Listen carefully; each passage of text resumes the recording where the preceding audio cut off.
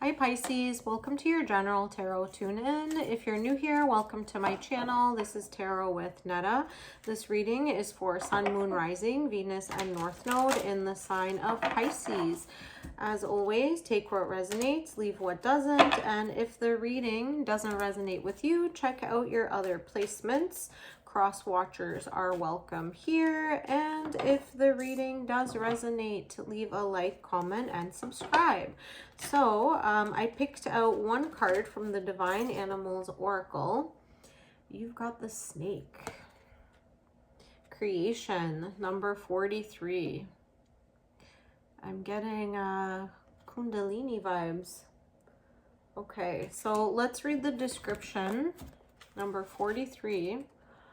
You could be having like some type of like Kundalini awakening in the process of creating, tapping into your divine feminine creative power, Shakti. Okay, it is time to shed your skin and try something new. Creation is your birthright. You must understand that to remain stagnant means to atrophy, so do not fear your creative flow. If you have a physical ailment, healing will occur. You are capable of big transformation. If you haven't begun, begin. The Australian Aboriginal culture is the longest continually existing culture on the planet, and so, in turn, the rainbow serpent mythos is one of the oldest creation stories in existence. Huh, interesting. I didn't know that. Okay, so you could be like tied to some like ancestral roots that yeah, are really like tapping into like the creation story. Okay, let's go into your tarot. So what's in your challenge position, what's coming towards you, and your advice. So my dear Pisces, let's see what's going on. Okay. So in your challenge, you've got the Tower, King of Pentacles, Two of Cups. Starting off with a bang. Yeah, makes sense. If you got the snake. Okay. Pisces, you could be dealing with a Scorpio or have like Scorpio placements in your chart. Maybe your rising is a Scorpio. You're like very intense. The King of Pentacles and the Two of Cups here.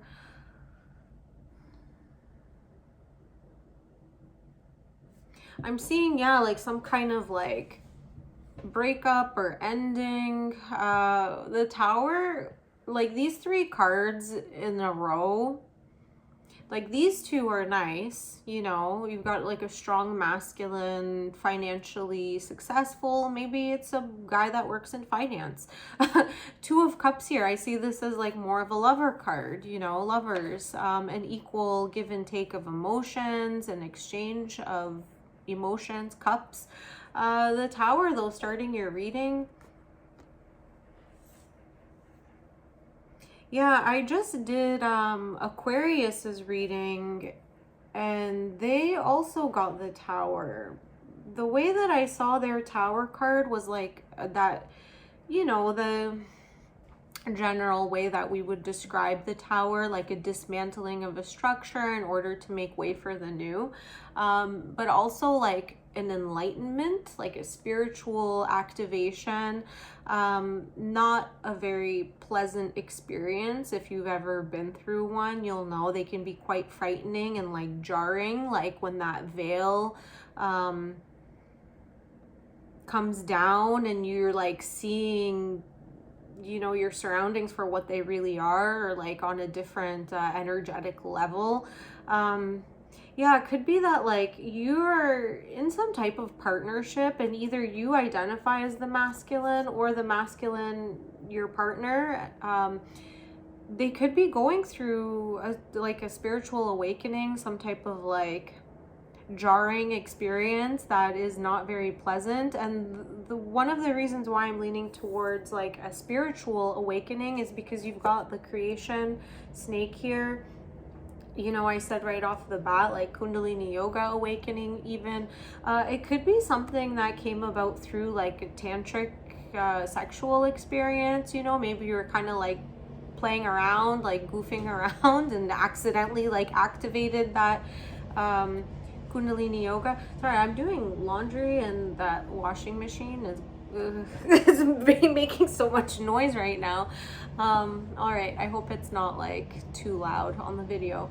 Anyways, yeah, it's getting really deep really fast. This could be very personal, a specific message, you know. So let's go into, yeah, and because it's in the challenge position, like these awakenings that people are having either through like tantric sex or like, you know, running, even jogging can activate it through Kriya practices, through doing like recreational drugs even. So be careful. If you're not like grounded and don't have the support, you could be like walking around like electrocuted essentially, like, oh, like what do I do? Kundalini yoga, that's what you do. The grounding practices, like bringing the energy down into the earth rather than continuing to elevate, especially if you are very like frazzled mentally.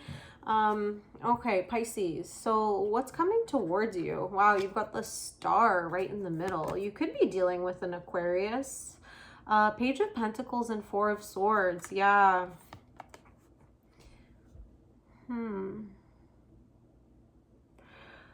So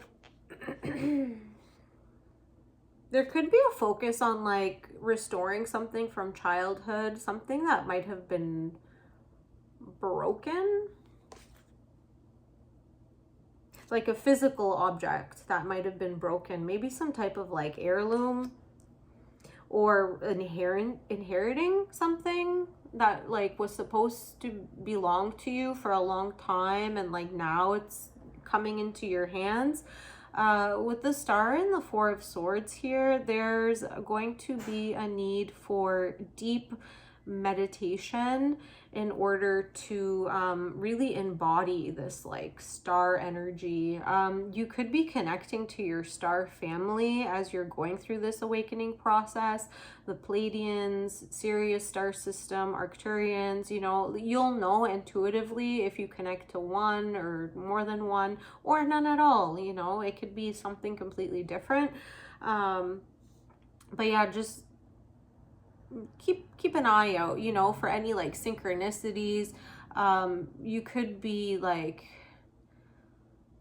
being reaffirmed like what your soul's purpose is as well, like your dharma work. You could have already been on that path, but you could be like getting detoured a little bit, getting new insight, especially with these like new activations that are happening.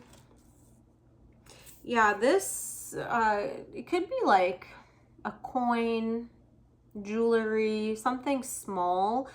Even just holding this object could like further bring you to your awakening, like that synchronicity, like reaffirming the process that you're going through. A big sense of like remembering who you are. Like, I remember, I know who I am. I know like what I meant to do here. You know, it's going to feel very yeah, reaffirming and powerful. In your advice, Ace of Pentacles, Eight of Pentacles, and Seven of Cups. Yeah, there's going to be a need to work hard at like your newfound skills. Even like you could be getting, you know, downloads while you're in this like meditation of like, okay, I know how I'm supposed to serve humanity, or I know how I'm supposed to complete my dharma work. And it might be something that you already are like have a skill set or like training in with the Eight of Pentacles here. It could be providing you like new financial abundance or like an up leveling. But with the Seven of Cups here, just be careful not to get like too proud. Pride usually leads to like some form of laziness.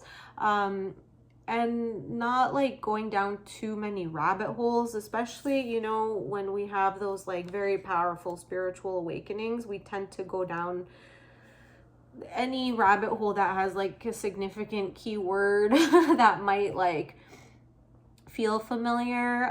Just be careful not to overdo it here with the Seven of Cups. This in the Thoth Tarot, debauchery. Yeah, the Seven of Cups is described as like debauchery in the Thoth. I hope I'm pronouncing it right. Yeah, where it's just like you're kind of like drinking and eating from every well available to you, but then you're just like gorging yourself, and it's creating like too much sweetness, and where it becomes like rotten even. Yeah, trying to find like some balance here. Okay, let's get one more card from the Blind Spot Oracles. 53, and this is your sigil. So let me read the description from the book. This is by Teal Swan. Okay, identification. If you have drawn this sigil, you are currently so identified with something that you cannot separate yourself from that thing enough to be objective or conscious about it. Identity is the condition of being oneself, one separate self. Another word for this is ego. Whenever we associate something with ourselves, we identify with it. It becomes part of us, the same as us. This is what attachment really is. It is identification. And if the thing we identify with is threatened, we experience it as a threat to our own survival, a personal attack. One could argue that identification is a good thing when we identify with things that make us feel good. But the minute we identify with something that causes us to feel good, it contains within it the seeds of its own opposite. Worthiness carries the seeds of unworthiness. Excitement carries the seeds of disappointment. Far more troubling, however, is that we often identify with things that cause us to feel bad, and then we have to keep those things alive in order to keep our own sense of self alive. Okay. Yeah, just don't overdo the good thing. You know, like, it's the middle path, the middle path, you know, the Buddha,